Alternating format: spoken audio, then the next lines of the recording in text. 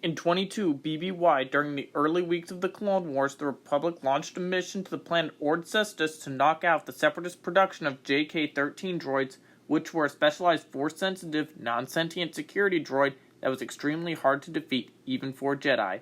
The mission was led by Jedi Generals Obi-Wan Kenobi and Kit Fisto, and was supported by a squad of clones to train up guerrilla fighters, and the clone squad was led by ARC Trooper Captain Jango Tat. The squad consisted of 4 commandos, being Surti, a logistical expert, Zuto, clone pilot, Fori, a PT expert, and C4, the comms expert. The strike team's first plan was to use diplomacy to convince the leaders of Cestus into signing a contract with the Republic instead of with the Separatists as a carrot approach.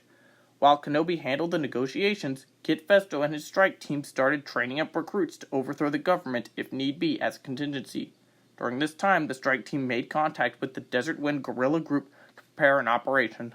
Diplomacy was taking too long and wasn't going anywhere, so Kenobi decided to stage a hostage situation where the Desert Wind group posed as separatists and kidnapped the leaders of the 5 families of Cestus, with Kit Fisto who posed as a Dark Jedi. Meanwhile, Captain Jango Tat also participated in the ruse.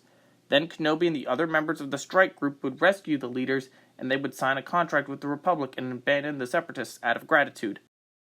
However, Ventress exposed the plot and Obi-Wan fled aboard a transport piloted by Zuto. The hunter-killers succeeded in destroying the transport and killing the clone pilot. However, Kenobi used an escape pod to transport himself to a rendezvous point with Kit Fisto and Desert Wind.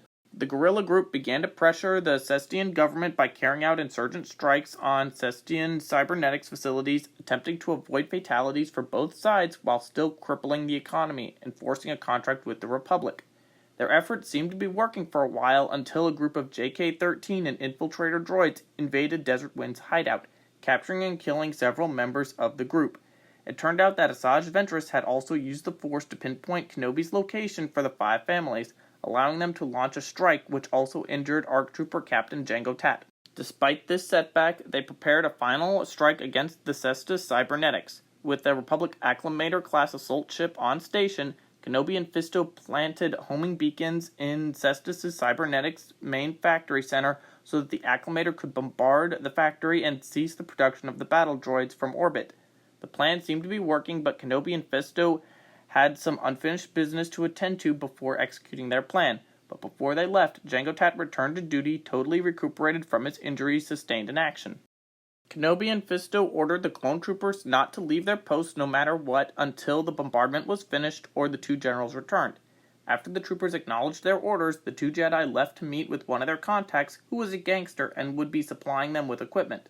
The whole meeting, however, turned out to be a trap laid by Ventress so that she could finally kill the 2 Jedi. And also, don't trust gangsters, kids. Before forcing the Jedi to fight unarmed against a horde of warriors, Ventress revealed that the whole purpose of the Confederacy purchasing the JK-13s was to draw the Republic's attention to Cestus. She revealed that she had moved the homing beacons that were to designate the targets for the assault ship so that the bombardment would therefore instead kill millions of innocent civilians and thereby cause other systems to secede from the Republic.